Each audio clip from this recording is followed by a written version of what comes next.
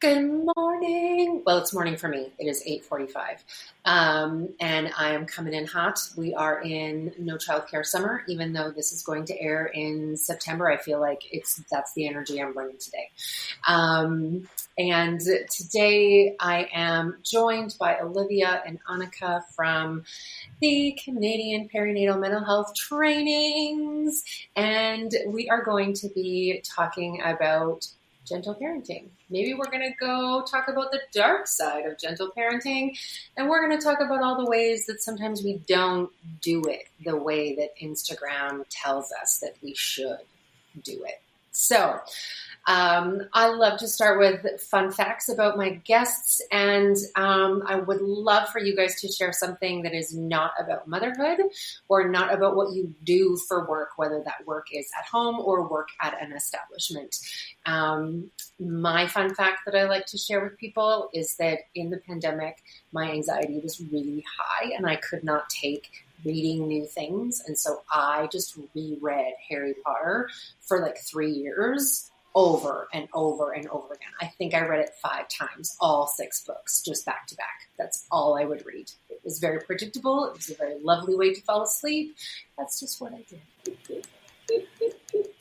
Oh, Olivia or Annika, who wants to share their fun fact first?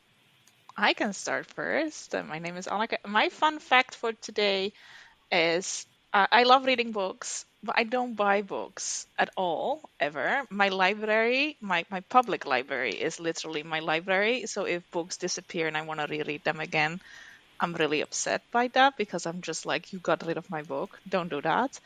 And also, I have never bought anything of Amazon, which I think is really great. I have to say, my husband does the buying, but it's very rarely. And I will sometimes say, maybe we need, but he is the one that actually initiates and goes like, I don't do that. I hardly buy anything online. I'm Dutch, so I'm cheap. I don't buy things. That's me. I love that you have never bought anything on Amazon. Really, truly. Yeah. I've never done that. Yeah. And not anywhere else either. I don't always think that's a good thing because I want to buy things for myself. So I have gift cards and stuff, but I never spend them on myself. In the end, I just give them to people as like, oh yeah, your birthday gift for somebody. So I'm really bad at that. Okay, note to self, don't buy Annika a gift card. A gift card. She's just going to re-gift it. Yeah. I'm going to be very happy with it, but very uncomfortable because I have to think about things. Can't spend it at the library, so... Okay, next time I will get the librarians to like throw you a party, and I'll be like, I'll sneak in a little bit of celebration for your birthday that way. So my fun fact is that when I was in grade 8, I became the Scarborough shot put champion for the whole city. So that is the highlight of my athletic career. But I threw a metal ball the furthest than any other grade 8 girl in Scarborough. Amazing. Yay. Amazing. Do you have like a good throwing arm, or was it just like coincidence that you happened to throw it the farthest? 100% coincidence. I did no training. The way that it worked is that there was a track and field day, and if you threw the furthest at track and field day at my school and you went on to the next level, I went on to the next level. I threw it the farthest there too, and then I went on to the final level, and I threw it the farthest there too, with absolutely no form training. Like that's really what the magic of the story is that I was just like destined to win the Scarborough champion that year. Amazing. I need a t-shirt now with I know the Scarborough. I know. Scarborough champion from Yeah, I don't even champion. Yeah. Oh my gosh, this is amazing. So, gentle parenting. ... Let's talk about it. What are your first thoughts when you even hear the word gentle parenting? This is a very quiet moment here. My first thoughts, and when I hear it, usually when I hear people, because I'm also parent, I also do parent coaching. Usually people come with gentle parenting, and then I'm just like, okay, you have ideas about this already, and I don't really know if that's going to align with my ideas. If they're saying, but we do everything gentle parenting, and then always like, what is that for you? Mm. What does that Yes. mean? What book did you read? Which Instagram account did you follow? Yes. I want to know that. Yes. I don't, I have also, it's interesting when we all went quiet, I also have a bit of a like feeling when somebody says like, I am a gentle parent.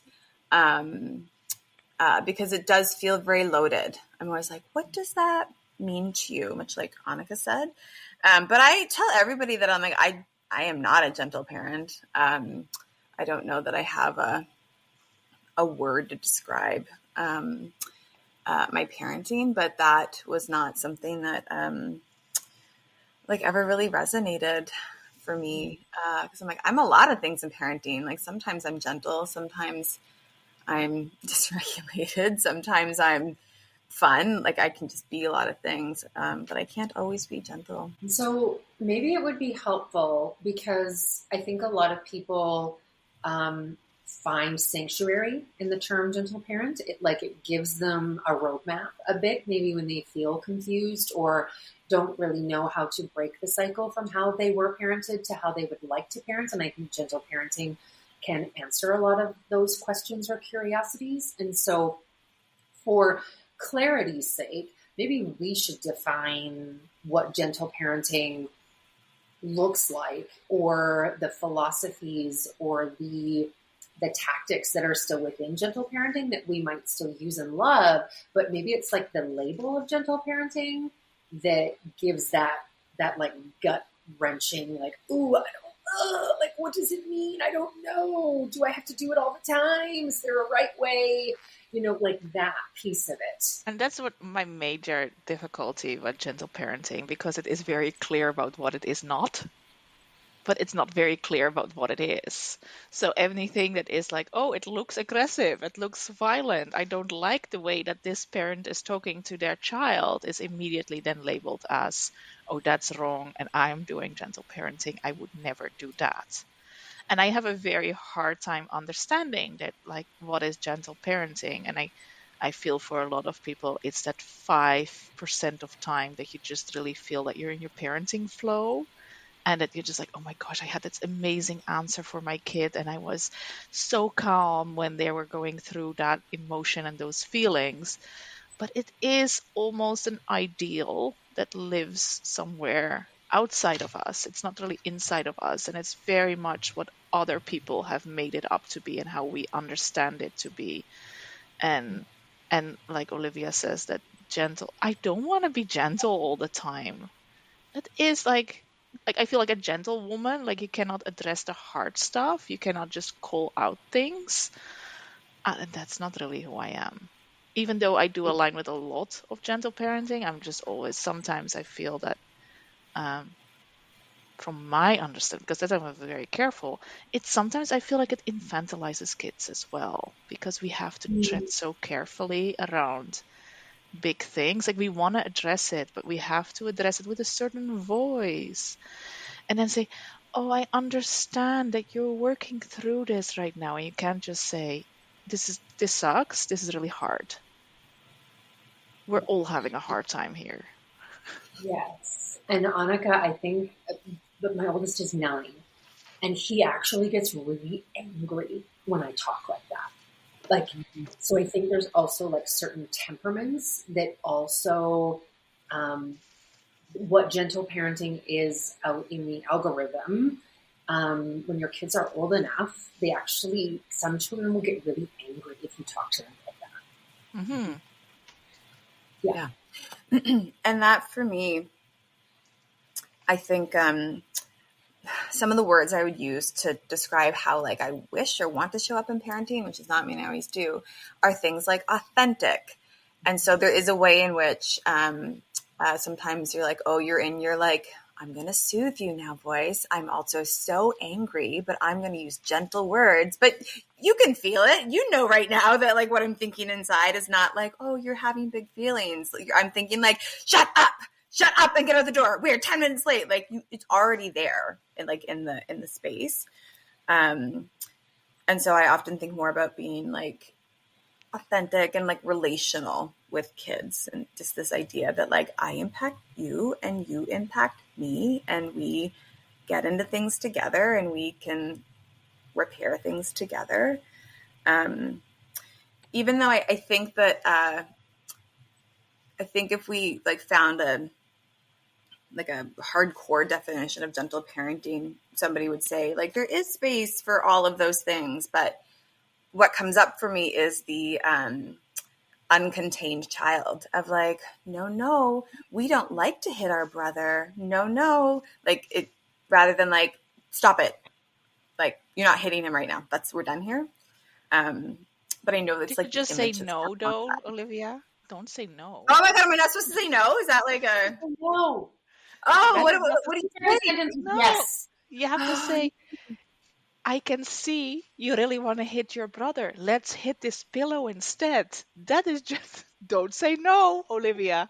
You have to Oh, say, I can see yeah, you. I failed at gentle parenting already. No, but it is so true. It is, yeah, yeah, and I feel for a lot of people what I see. For a lot of people, it feels to me when I see them or attempting at what gentle parenting, I can just say, you're fake, and your kid knows that you're actually really angry, and you're just trying there, and kids pick up on that. Like it's not like if I'm going to sit there and say I'm so angry, but I'm going to say I can see you're angry, and let's just take a breather together. And I can't really get there, because you have to stay with your child, you have to work through it together, instead of just saying I have had enough for now, I'm just walking away, and I will be back, but I'm really angry right now, and yes, it is also because of what you did. um yeah, but Yeah. that's, some people will say it's gentle parenting, but other people are just like, no, you can't leave your child. No, you can't leave your child, because you will say no to the parents, and that's the really hard part for me. We can say so many things not to our kids, but they will set very strong boundaries on what parents can do with their children. You understand? Like that's what I feel, that infantilizing things. It's almost like kids don't really get it, and you have to model them, but they get more than we think they do. Yes. Yeah. Yes. When I was in the thick of navigating this, like, new, we get our information from Instagram. Like I am old enough to remember a world where like that didn't exist, right? Like, and my kids are old enough that like when my oldest was born, Instagram wasn't what it is now. And some of my younger clients, like, they're like, what? Like, where, like, what did you scroll about? Like what were you reading? And it was like, that it wasn't there. Like my Instagram feed 10 years ago was still like cats and food and people traveling. Like that's what Instagram was. And it wasn't parenting. It was not parenting. So when I was in the thick of trying to navigate this, like the term gentle parenting was very new, as for me as a young parent. And I thought I had to prescribe to it, right? Like I thought that it was the only way to undo or redo the ways that elder millennials, had been parented. And there really was no other roadmap, right? And so it was very much like you start every sentence with yes, or you make it positive, or, you do this, that, and the other thing. You stay with them when they are emotional. No timeouts, absolutely no hands-on parent contact. And my child was about 5, and he was having a meltdown, and I was trying to be with him. And I just kept getting the sense that he didn't want me to be there, right? Like he wanted to do it on his own. But I dismissed that within myself, and I continued to stay and to kind of push for this, like, let's calm down together. Let's take a breather. Let's be together. And after it was all said and done, we both blew up. It was horrible. Neither of us wanted to be in this situation, but I thought I needed to be there. And after, he said something to me like, you can leave me alone. Like, he's so emotionally intelligent. And I just said, is that really what you want? And he was like, yes. I want to be alone to process my big feelings. And he's going to come back, or he's going to call me back. Even when he's 5. When he means I want to be alone, he means for 5 minutes. You know, he wants me to be like close enough that I can hear him, but like not so close that I'm like in his face about it. Let's breathe, blow out the candles. You know, like he literally told me he didn't want me to prescribe to that part of gentle parenting. Yeah. And that in the end of the day, we really have to like follow their lead as well as our lead. And I find with a lot of these prescribed books, and then they're telling you, if you do it like this, you know, like if we're diving into impossible, but your child's going to be successful and they're all going to be great and they're all going to be so, you know, in tune with their feelings and they're going to be such great communicators. But not everybody is going to communicate feelings the same way. Not everybody is going to work, but somehow there's a lot of that prescribed, you know, this is the script you have to follow and this is how it's going to turn out, and the promise of then having a well-regulated child, which, you know, I think what neurodiverse children is now like 1 in 5, I think, like, you know, so we're not taking that into account because we're all like talking about neurotypical, but now I see a lot of language when it comes to gentle parenting. All neurodiverse children are now the same too, like you have to do it this way, and it is just so sticky because who are you then in this process? Like what Olivia said, who is the authentic parent here? They're not there because you're just following, you know, what, I don't know, Chantal says on an Instagram post, who, you know, only shows you pictures of when things go well or when it goes bad, and then has a beautiful story how this was actually a life lesson, and not like us when we have a mess that we're just, what happened? I don't know what happened here. There's no life lesson here other than this really sucked. This was just a mess. Something exploded. And There's no Chantal, by the way. I'm just thinking of a name. everybody's like, what Chantal gentle parent is this person? I should follow them. I think in some ways what feels like is happening with like the intergenerationalness of parenting is that when a lot of us are trying to gentle parent with our children, like, yes, we're trying to offer them some kind of safety that maybe we didn't have, but I feel like we're also trying to like gentle parent ourselves, like all those child parts. And I always think like, oh, you can just do that. But usually what happens is in the quest to gentle parent, I'm going to give this to my kids, we're so mean to ourselves. Mm-hmm. And it is like I'm like, but you don't gentle parent yourself. And I'm like, no, that's a bad deal. That's a bad deal. Because what has gotten lost, I feel like sometimes in the like the overcorrection of like, I had a really angry parent, and so therefore I'm not ever going to get angry.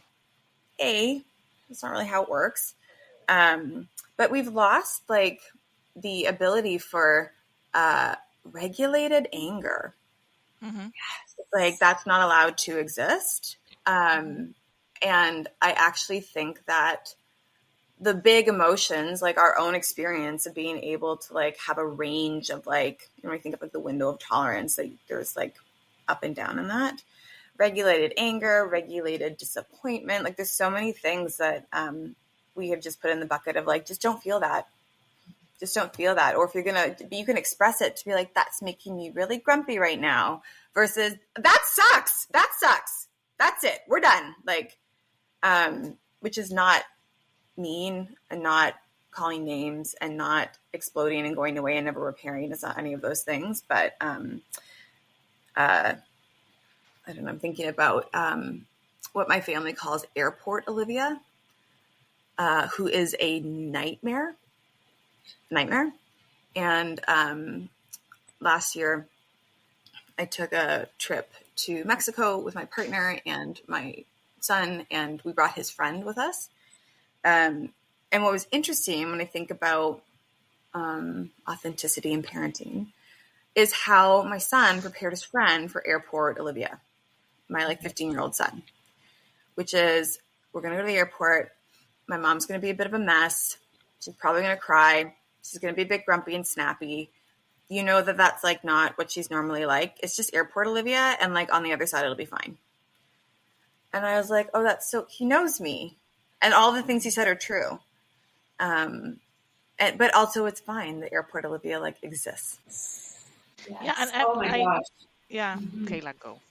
No, Annika, that was all I was going to say. I was just receiving that as like unapologetic acceptance and authenticity in stressful moments.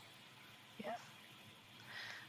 And I am just really, and that's the thing too, what I see a lot now, and I don't know whether that's gentle parent, because I think we are in the first generation that we really plan our children when we're going to, and not everybody, of course, there's always oops babies, but we're like, okay, we want this, we can have some say, there's a lot of access to fertility, people are having children by themselves in different ways and building different, but that puts so much expectation then on the children and on who we are going to be, how we're going to show up with our children. There is no like, I'm quote unquote only going to have two, so I have to do this right. I don't get like a second chance. I'm not going to have four like my mom had, or I'm not going to do all that. So having that all planned out, but also then that huge, we're living for our children, because I did the traveling, I did the partying, I had like, interesting relationships with different people. I worked through all that. Messy part of me is gone. We're going to do the serious. I'm in my mid-30s now. I'm going to have two kids, paced 2 years from each other. By 40, I'm done. And then we're going to have the kids, and then I'm going to be like a full-blown grown-up. And there's no place for the big emotions. I am going to live for my children. And my children are going to have the childhood I never had. They're going to have the extracurriculars I never had. They're going to have the vacations that, I was always dreaming of. It's going to, and that's another thing the people that travel the world with their children, but children are so flexible. They can do everything. My kid, when my eldest, we were living in Jordan for 6 months. And we were living with my mother-in-law, and she was 2.5. And then we came back and to Canada when she was 3. And, fine. And she's like, we're never going to move again. And then went to school when she was 4. She told the teachers that she had been homeless before and that we were refugees. Was that a phone call home? And that we were refugees. Yeah. So I am just like, no, that's not all kids. And I hate how people are like walking around and then tools like gentle parenting are almost giving you the promise like you're going to have well-adjusted children. You can battle everything as long as you gentle parent, as long as you're but it doesn't give any space for who you are, what you're bringing in, who your child is, what they're bringing, what their needs are, but also about the world, what's happening in the world. They can do all the gentle parenting, but if your housing is insecure, and if you're working 3 jobs and you're really just trying to manage things, gentle parenting is not going to be the solution. You're going to have a hard time. Yeah. I read an article. Now I'm not gonna be able to find this. I think I read an article. I came across this somehow. I'm like, I'll try to find it, which was around some research that was done during the pandemic and like anger towards children and like interpersonal family violence and such. And in households that had a lot of financial insecurity or precarious housing, when we had the rules around like you can't evict somebody right now, and then we like gave people money because they weren't able to work, the amount of rage, stress, anger, abuse, like dysregulated anger abuse went down in those families so substantially, because that base tension of, Oh my goodness. I'm always trying to figure out how to survive, was so significant that when that went away, people were able to show up with like a much broader range of like experiences, and it made connection much easier. And I think about that a lot. Mm-hmm. It's easier to be gentle when you have housing and food, like all those, like when you aren't constantly stressed around survival. Yeah. Yes. And one of my older family members had said something really interesting to me. We knew that there was a big income gap between us, our household, and their household, and she was expressing some tension and stress around finances. And I just kind of looked at her and was like, I don't understand this. Like, there is a very large income gap here, and I don't understand. And her words to me have sat with me for almost a decade now. And she said, Kayla, it doesn't matter the job you have or the job security or whatever. At the end of the month, we probably have the same amount of money. And so managing her debt load or their lifestyle or their expenses was very stressful for them. And they probably could have made some moves and changes within that, but that's not what the conversation was about. And it sat with me so deeply of like, we probably have the same amount of money. It's like, okay, so that stress of financial security can happen at every level, way more felt and way more polarized when we're talking about like low-income families or people who have to work 3 jobs, and these are just non-negotiables and realities for them. But that people who lost their jobs in the middle of the pandemic, who are making 6 figures, that level of stress in a household when they have to maintain a home and a vehicle payment or whatever, that stress is so impactful on the whole family. Or when parents bring like a history of financial trauma, even if they are making enough, it can never feel like enough. And I often will talk about, I watched the Paris Hilton documentary that she did around, anyway, her story is actually quite interesting, more interesting than I was anticipating, because she was essentially like kidnapped and sent to these like really intense, work camps for bad kids. But she was almost a billionaire, and it was not enough. She lived with a constant fear of running out of money and not being able to financially support herself. And I'm like, $1 billion is not enough. It's not enough, right? Like, yeah. But the urgency around the survival urgency really gets in the way of connection where it can. Yeah. And so for our listeners, and some of them will be avid gentle parent ambassadors. They might not still be listening, but let's just say they are. We just tore it all apart. What realistically, in reality, and I admit I get caught up in this too, what do parents do about this like constant consuming and influx of information around the right way to do it, always feeling like it's wrong, always feeling like it doesn't matter? I think the same financial metaphor that you just made, I've seen happen in gentle parenting. Like a parent will just tell me a really successful moment and it won't be enough. They will still feel like a shit parent. Like, I don't really know, but I think as a society, I think first and foremost, we have to have more compassion for each other and for ourselves. I find that the narrative, and I know Facebook is for old people, but there's still a lot of active Facebook groups. Like, people are calling family and children services or children's aid or whatever on anybody now that doesn't look like gentle parenting. Can we get it in ourselves to just have more compassion? If we have more compassion for others, we can also start having more compassion for parts in ourselves that we're just like, okay, this might be me. Because I feel often the narrative is, I don't want to know this person. I don't want to know, like, if I have compassion for that, that means that I'm not a gentle parent thing. Gentle parenting happens in a vacuum. It doesn't happen in real life, like the 100% and everything. It happens. And if we are perfectly parenting our children, we're not preparing them for an imperfect world.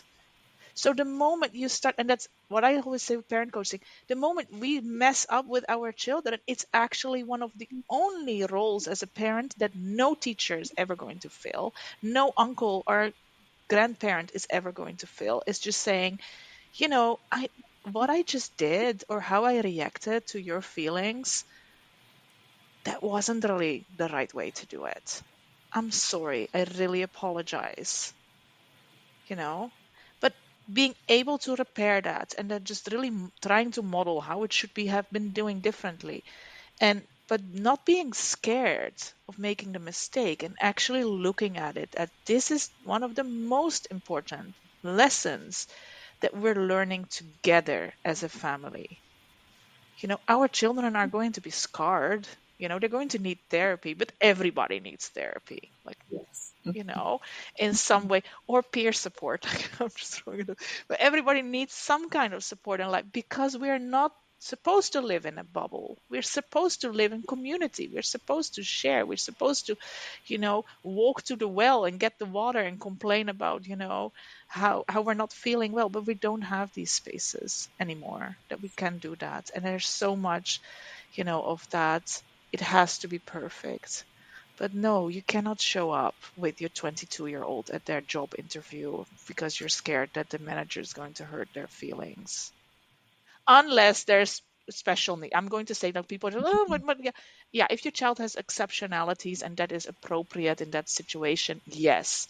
But like for, the quote unquote typical child who's 22, so here, on the brink of adultness, you probably should be able to let them go. They probably should be able to deal with that because you have done worse with them in the past, and they are able to label that, work through it, and you don't have to be scared that it's automatically going to be a trauma because you were traumatized. Yes. The automatic, that like Yeah. default, like everything that I do is a potential moment for trauma. Like that mindset alone, so damaging. Yeah. Like in like to yourself, like to put yourself under that microscope every single moment is that future casting, Olivia, that you talk about, like parenting in different timelines, right? Like I'm parenting now to avoid my child having to go to therapy when they're 22. I want my kids to go to therapy. I want them to be vulnerable enough and safe enough and assured enough that they will reach out for either paid or unpaid or peer support in the future. Mm-hmm. Like, yeah. And it makes me think about if people want to identify as like a gentle parent, like please know that you get to be that. Because I almost want to separate the idea of I want to orient to my children in a gentle way from gentle parenting TM, which is like here's the language and don't say no and all those different pieces. Because somebody once said to me that like, oh, you're a gentle parent. And I was like, does you mean because I'm kind to my children? Like, is that what this is? Are they lumped together that like, if I'm kind to my children, that means I'm a gentle parent? Because that's not how it feels for me. But there's a piece that I think both of you were alluding to, or brought up for me in the relationality, which hopefully is like a long relationship we have with our kids around our distress when each other is distressed. And there's something that as my kids got older, because I have one adult child and one almost adult child, that felt really important to me around tolerating what happens when we disagree, when we are disconnected. And it does often feel like a lot of the like, I need to co-regulate and soothe my child when they're younger is like, I actually just can't tolerate the distress of their distress. I need their distress to go away, which feels different than orienting to your children in a way that is like thoughtful and gentle. And like, because then you do get to like not show up always great, and then repair. And I think I didn't realize that until we got to the teen years of how important like the messages around communicating with my kids around like we don't agree on that. I don't want you to do that. I don't like that. You have to start making decisions, your own decisions. This not safety things, and you're going to have to tolerate that. I don't like it. I would do it differently, and like you are going to have to tolerate that, and we can do it because as you grow up, you're going to have to make more and more decisions on your own. And I may or may not like them, and you may or may not like my decisions, but how do we stay connected within that? Which also feels like a really important piece here. Yes.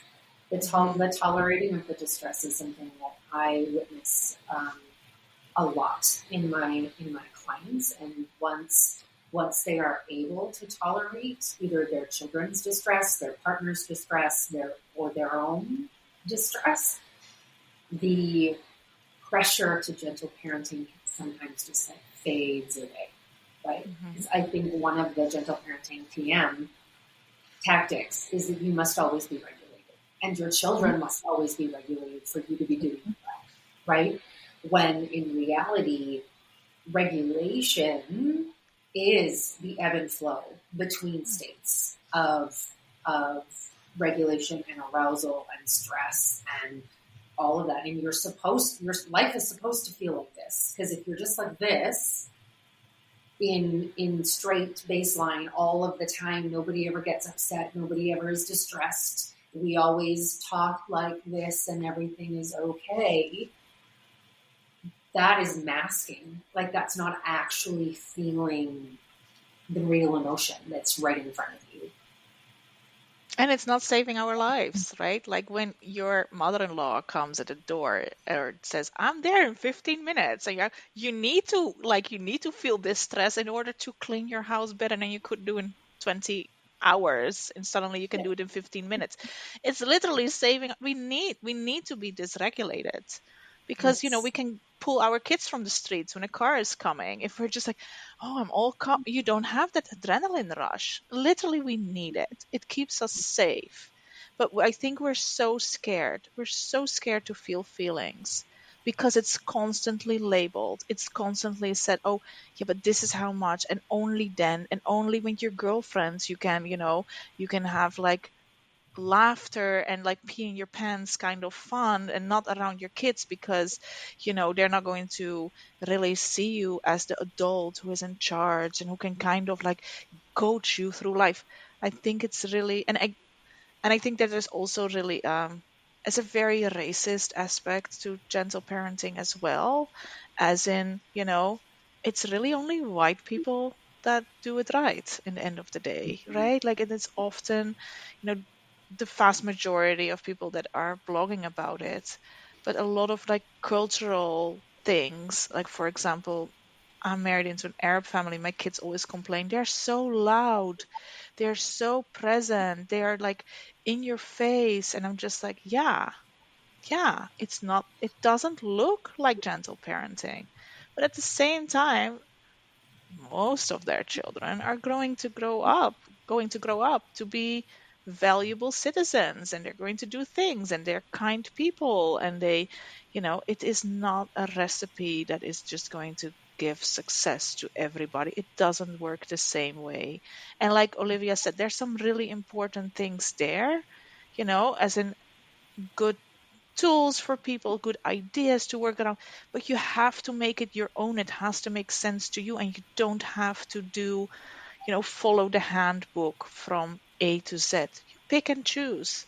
If it feels to you, let it go. It's not for you. If the language doesn't align, change it up. There's a lot to be said to curse in front of your kids because it's very good language, actually. There's a lot of research around cursing, and a gentle parent would probably not do that. Yeah, there's a lot of language. It's actually very rich language. They say there's a lot of, expression in that. And do you want and also for us, I just read like research that, all this anger that especially mothers or those who identify as mothers or not fathers, let's put it that way, we are living with a lot of anger that we're not showing, and it's actually aging us. So if we're constantly, oh, of course, let's, make a fort in the bedroom right now because that's what you want to do. And I want to like expose you to all these different textures and tactile experiences. And I'm tired and I'm And it's really fed 8:30 up. at night. Yeah. Yeah, I it's really want eight. you to go to bed, actually. Yeah. Or you still have to work. Yeah. And I don't want to. And I don't want But like there's a lot, I can't remember who speaks about this, but like finding ways to like connect into fun and play with children that like are actually fun and playful for you. this. I don't want to build a fort at all. And that's just another really big piece here. Like everybody knows about my hatred of like imaginary play. I don't want to be a dog. I don't want to do that. But a lot, because like I often talk about being an inside person, and I would find other people who like to go outside to take my children like camping. I don't want to go camping. I don't ever want to go. I don't just want to do that. But the piece around, again, authentically, like it's easy and authentic for me to connect in with you when we like, I don't know, when we are like playing board games together. Like that's it. When we read side by side on the couch, like that is like a meaningful way, and like talk about what we're reading. That's meaningful for me. But going to the park and like, watch me, like that is not an easy way for me to connect with the kids. So I can do it, but I have different expectations of myself when I'm like, come put your sunscreen on, don't throw sand. Like it's just a really different experience. And I will often reference Donald Winnicott's book, The Good Enough Mother. There's just one line that I really like from that book, which is your kids want to get to know you, not the like you that you think you are supposed to be in parenting. They actually really want to get to know you. And in the same way, we can hold lots of people with complexity, like our partner, like partners, our loved ones, our friends. If right from the get-go, you are also allowed to be held with complexity in that relationship, I think that it actually makes it like safer over the long term. I've never read that book, but I do quite a lot of parent coaching, and that's one of the things I always tell people, and they're just like, I don't really like doing these things. And I said, how can you bring in things that you do like? If you don't like to read like the same book over and over, why you don't bring a book about sloths? If sloth is a topic that you like. Enthusiasm is infectious, especially with children. If you're just like, I really like that, I do it all the time. My kids, I completely brainwash them. Not really, but like it isn't like if I like something and I'm really passionate about it, it's interesting to hear something. I'm not going to do constantly going through the same books. Let's read something that I like to read. Why not? And it Because doesn't, sorry. yeah. And that's that getting to know parts, like to really value yourself as well. You don't have to be, that one-dimensional gentle parent. You are so much more. There's so much more to you. And I am sometimes worried when I see those gentle parents that are really, wearing it almost as their identity. I've seen it on Instagram bios. I'm a gentle parent of 3 kids. And I'm just like, "Yeah, but there's more to you. Where's your passion? Where's the thing that you don't like at all? Right? Like, where's that showing up?" And often I find that people who are, I think we talked about this last time, if they feel like they didn't have a very strong parent map, and it's really scary, this is where, throw in any label here, like unicorn parent, dolphin parent. I know there's a lot of different like language out there, but I find that that's when people really like want to hold on tight, is because they have a feeling of like, I don't know what I'm doing, and this book seems to be backed by research, and so I'm going to like follow this book, hence like Gentle Parenting TM, versus the other things where we're sort of talking about where you get to also be you. Yeah. Or And I at least find act with you. and I find that a lot with people that are new to Canada as well, that they're just like, I don't understand this. So they're either, and that's what I'm really scared of, like when we're talking about the mother mafia or whatever they call, like, and it's not, and I'm not saying gentle parents are, but there are people who are both, to put it that way, right? Who are very judgment, that they are not going to public spaces with their children because they are scared that people will be making comments, making phone calls, labeling them because they are louder, because they know that their children have certain behaviors and they don't really know how to deal with it, or they deal with it in a way that they know it's not really accepted. So literally, I know people that don't go to malls with their children because they are so scared that people will call on them because they let them wear a leash, for example, because they're just so scared of losing their child. But if you're Their child also, isn't yeah, neurodivergent, needs to yeah, be on a, or they will walk yeah, but away or away. if you're black and you don't speak the language very well, that is a very scary thing to do. So then they're staying home and they're not showing up in the early years center, and they're not showing up, and then they go to school, and then the school is going to say, your child hasn't really been socialized.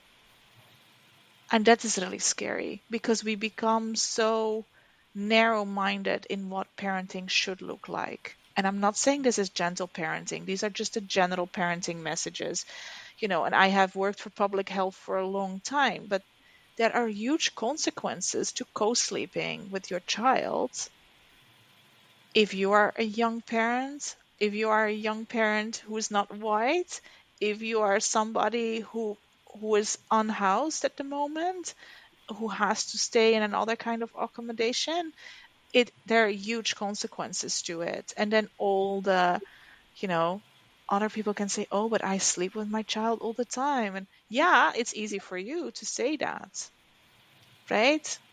Because, you live in this fancy house and you've got everything. And even if you have some financial issues, you're stable, your situation, you're not waiting on approval from other institutions, whether or not you can access certain services. The That's not surveillance. the We often talk surveillance. Yeah. about parent surveillance, how we surveil ourselves, how we surveil others, and what happens when that surveillance comes from And then, systems that have power to impact your family system. Yeah. But like, this is the piece around, I know when we joke about, being on Instagram and stuff, and like how silly and sometimes ridiculous it can look when people are like doing everything right. But I often think that the trickle down of how that gets interpreted, the amount of fear that comes from like, this is the right way to parent. Look, I backed it by science. I think it causes so much anxiety. So much anxiety. yeah. And it's a brand. People don't understand that this is a brand. These are not real people. Everything is done for, it. And even the people that are really, I find the people that are, showing their authentic selves. Yeah, it's curated authenticity. Oh, look at what a mess my house is.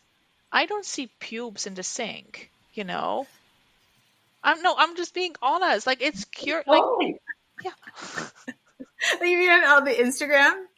Yeah, like they will say, oh, look at my mess in my house, and I'm just being compassionate to myself, and I'm looking at the mess and I'm saying, I've seen worse. This is just paint, you know. You know what I mean, right? Like, it's very. Yeah. Yes. I'm not saying that, like, if you go to my bathroom now, like anything, but there's not a lot I'm of. coming over right now with your mother-in-law to see how clean your house is. My mother-in-law passed away. Well, we're fine. You can come. But it's true. This idea of like how are like other parts of like parents allowed to show up. I think that we might be, as a parenting generation, really confused about that, around how to integrate all the different all the different parts. Because I think that like most people would generally align on, I don't want to be rough with my kids. Most of us would probably be pretty clear on that. But how that gets played out in the complex of like our own histories and our own life stresses and our children's personalities. And the way that like sometimes it's like easier with one kid than another, just based purely on personality. I feel like we're trying to figure something out right now that is really, really hard. And as parents, we usually know. Yeah. And as parents, we usually know what would work with our child, but then we still want to believe in that myth of if you do this, it's all going to be better. Just pay for this course. She's going to tell you. I'm going to give you the roadmap. I'm going to give you the framework to managing this. Like, not feeling it, not processing it, managing it. And I think that's like language that we use, and like never before in parenting history have we had so much information coming to us.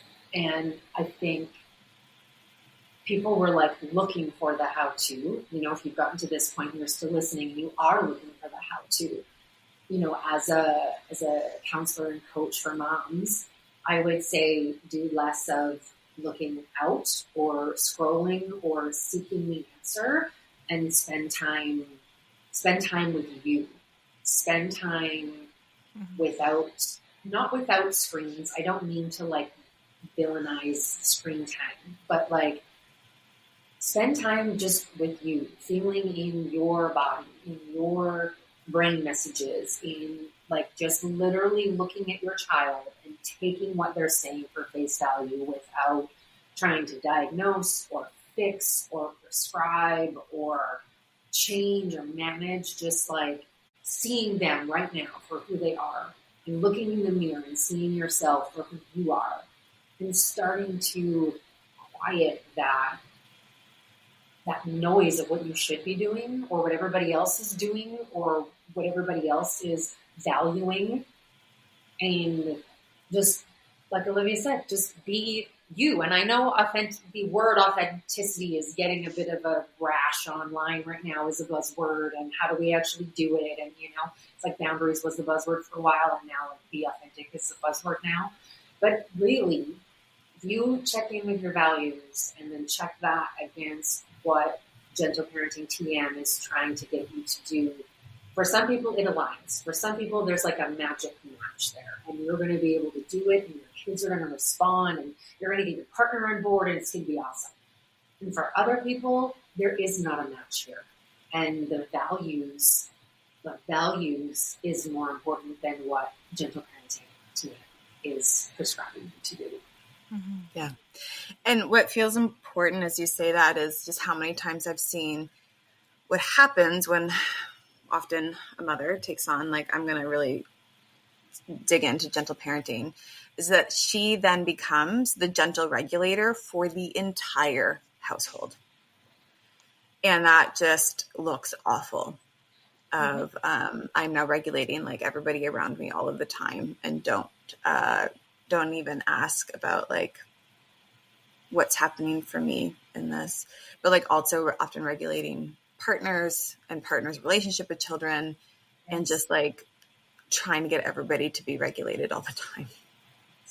And I've seen that go one step further out from her, is then trying to regulate how everybody else interacts with the child or her or partner or whatever that looks like. And then those people are also being asked to prescribe to that 3-step process. And if they don't do it, then there's like boundaries and no contact. Like in the most extreme cases, then it's like I can no longer have contact, or we can no longer have contact with mother-in-law because them refuses to prescribe to what we are prescribing, and I am now the gatekeeper for gentle parenting.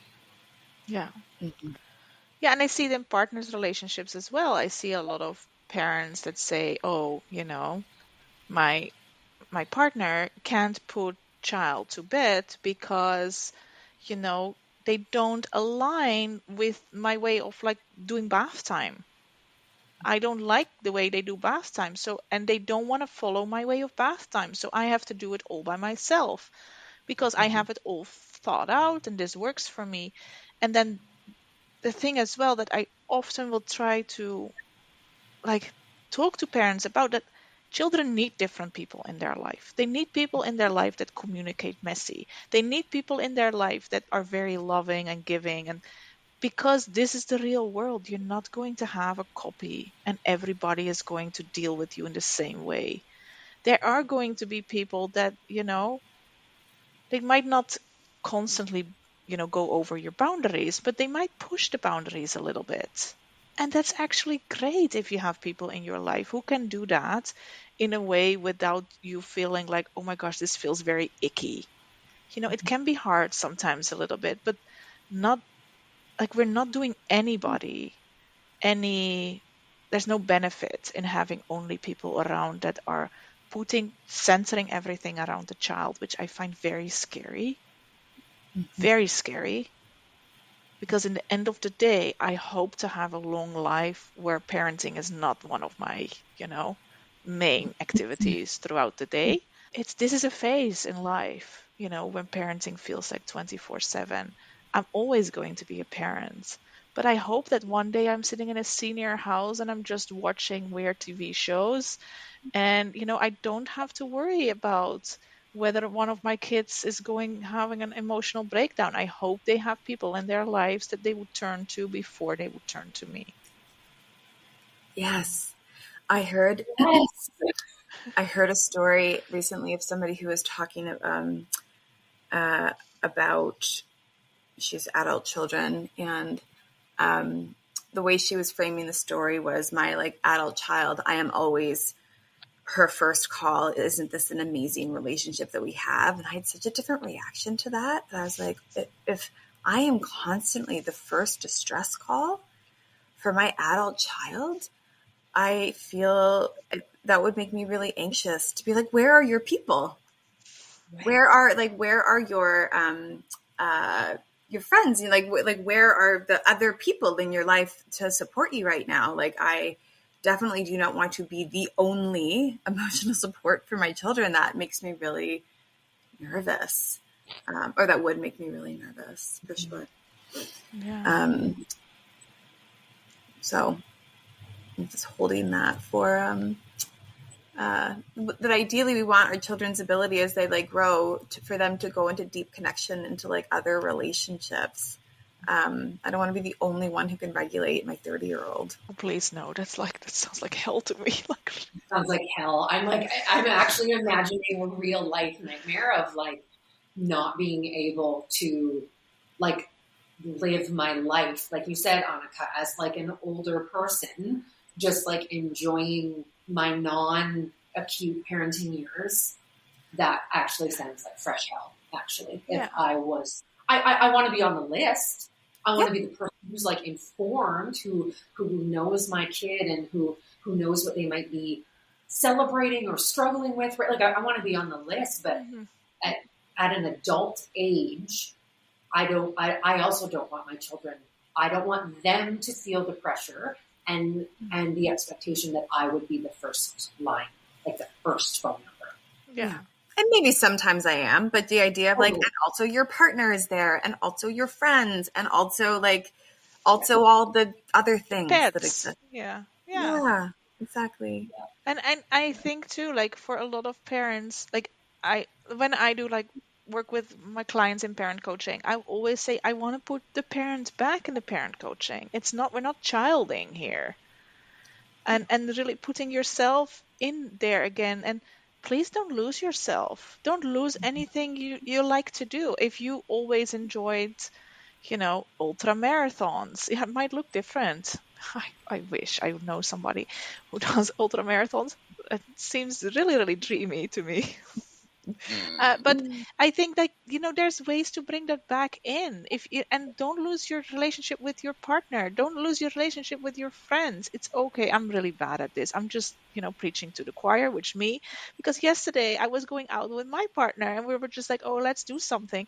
In the end, I said, we still need to buy birthday gifts for the birthday parties. So then we went to buy birthday gifts for the birthday parties because I knew that it's anyway going to happen. And we were both not really in a great mood. And then he's like, here we are again. And I said, yes, there we are again in Toys R Us, which is Hell. and it's too expensive. And I If always only just you look ordered for off Amazon, it would come right to your door. because I don't, and that's exactly what he told me. He said, why we didn't go on Amazon? And I said, I'm not finding stuff on Amazon. We're going to a store, we're going to get something. And then that thing, did you buy enough? How much did they give you? How much is this worth? Can we just, yeah,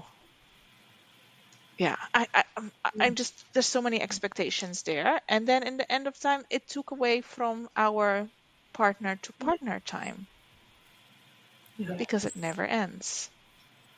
And we don't let it end because in the end, we're parents now. We wanted these children. They are, the bane of our existence. We're literally centering our lives around them all the time. And we're not doing them any benefit by constantly doing that. A friend of mine's mom, the line really stuck with me.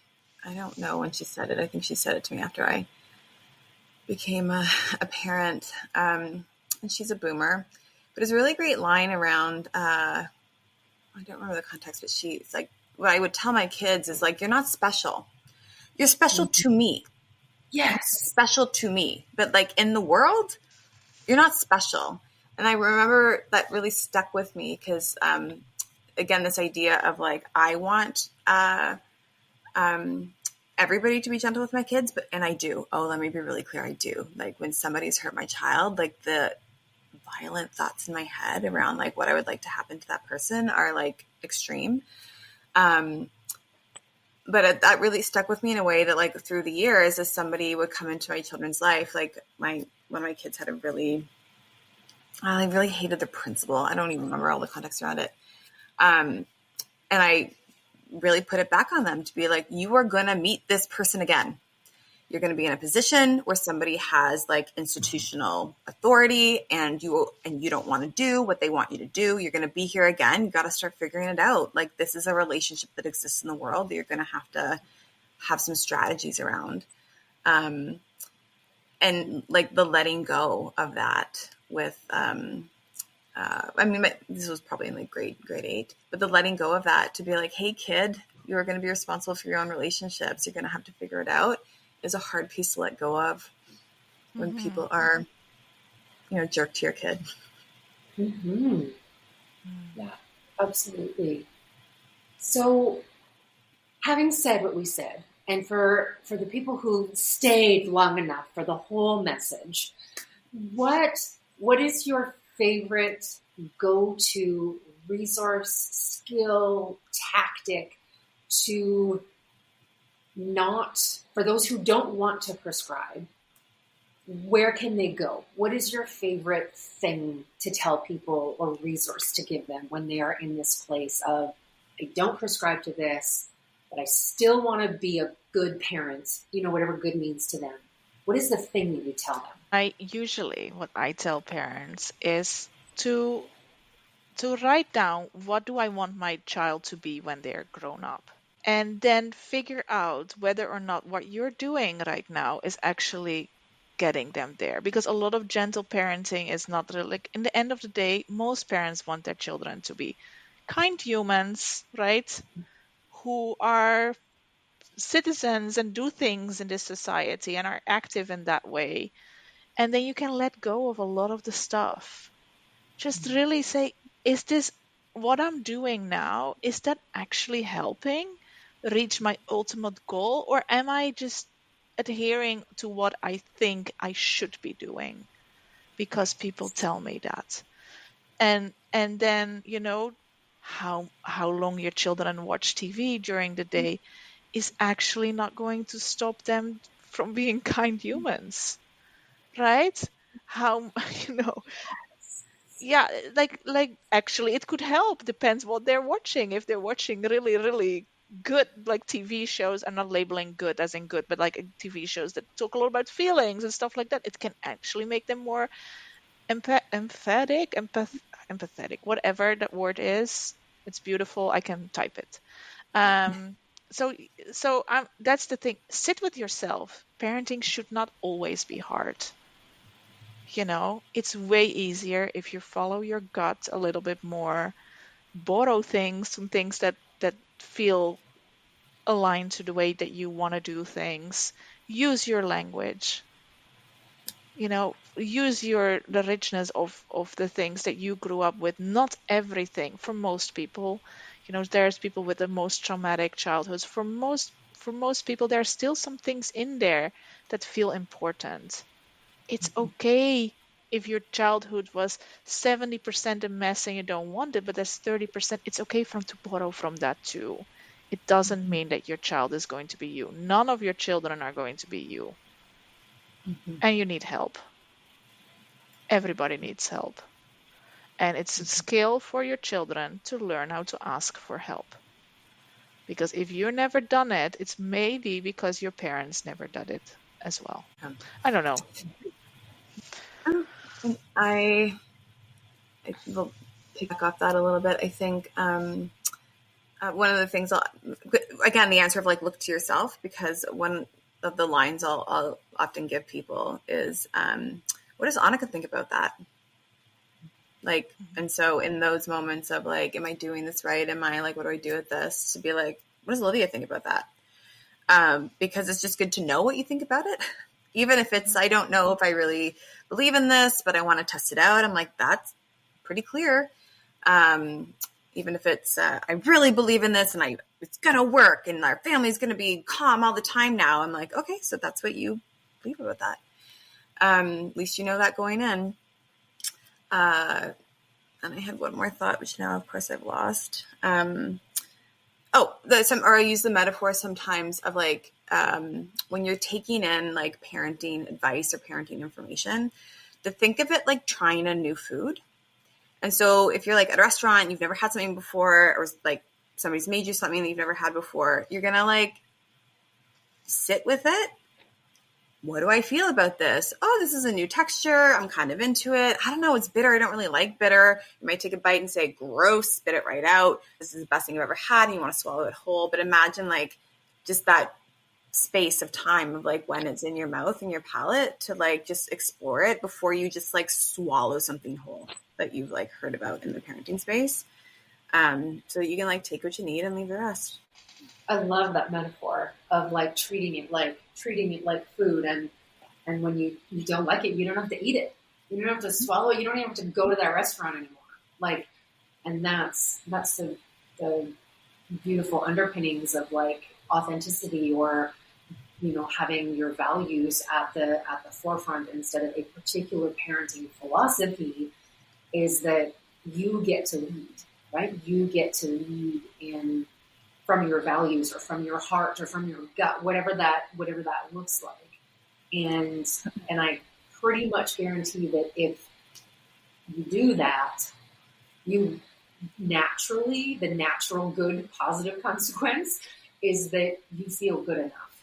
You feel like you've done the best that you could that day. When you're prescribing to a parenting philosophy or a parenting roadmap and you fuck it up, then you have shame and guilt and all kinds of things about like how you handled it or how you moved through step A through B, right? And when you lead from values, or you lead from curiosity, or whatever word you want to put in there, I have found that has made the biggest impact for parents who have anxiety or depression, or like just constant distress or stress in their bodies, that arousal, that stress response.